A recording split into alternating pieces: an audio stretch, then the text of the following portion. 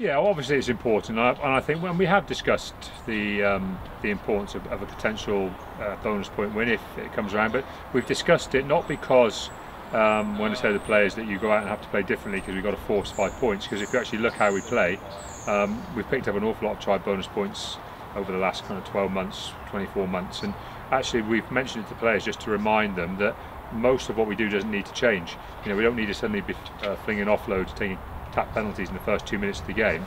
Actually, by playing well and doing what we do very well, we often create enough opportunities over the course of 80 minutes to get there or thereabouts. And the truth is, probably to beat teams of the quality of Montpellier, you probably have to get up around the 20-odd point mark anyway, which is going to entail us needing to score some points. So we've discussed it to make sure we approach the try-scoring part of the game in the correct manner.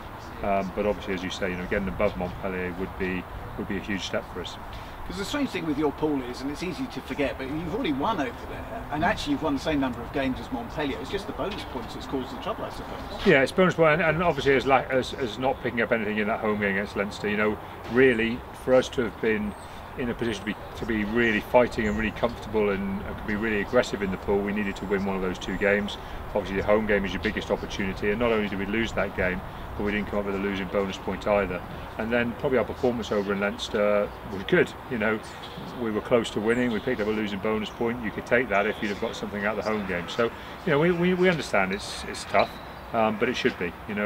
If you work very hard to qualify to get in the top 6 in the Premiership, and you're going to be in a very good frontline competition, and that's what we've ended up in, and we've still got a lot to fight for, and that's what we're going to do. We're going to fight until everything's gone. You made 10 changes up at Newcastle, some of them obviously enforced, but presumably you got more than half an eye on this match when you were doing that. Well, yes and no. I mean, the majority of the change we made, we had to make, and that's the truth in the cold light of day. Would we have still made some changes? Yes, we would, but we've done that every week anyway, Premiership to Premiership. So, as I said, it was one of those scenarios. Did it end up being a bit of a perfect storm for us in a lot of ways? Well, potentially, because not only did we have some injuries, obviously we did some rotation, and obviously we had issues like Lockie dropped out relatively late because his wife went into labour, and obviously the fantastic news is he's got a little boy now and everything went really well, which is great.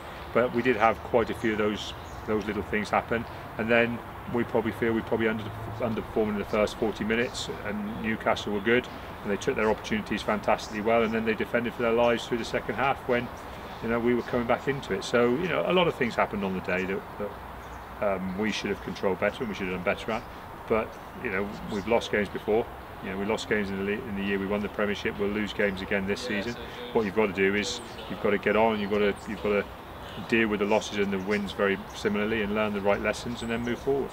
How do you think Montpellier will approach this game? Because they've got the chance now just to kill the pool dead, haven't they, if they win here on Saturday? Well, potentially, yeah. They come here and win, and they wrap up that second place, and then they can fight for the top spot, and they can fight for as high a pool placing as they can. And so there's an awful lot of motivation for Montpellier, but that's the way it should be.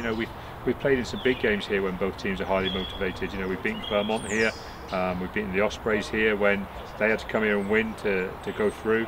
We've beaten Cardiff here when they came here looking like they were the team to probably beat in the pool. So we've had some big emotional performances here, and that's what we've got to ask of ourselves. We need to turn up with a big emotional performance, lay the best out on the field, and what will be will be. You talked about the fact you had to make some of the change up at Newcastle. How are you looking this weekend, injury-wise?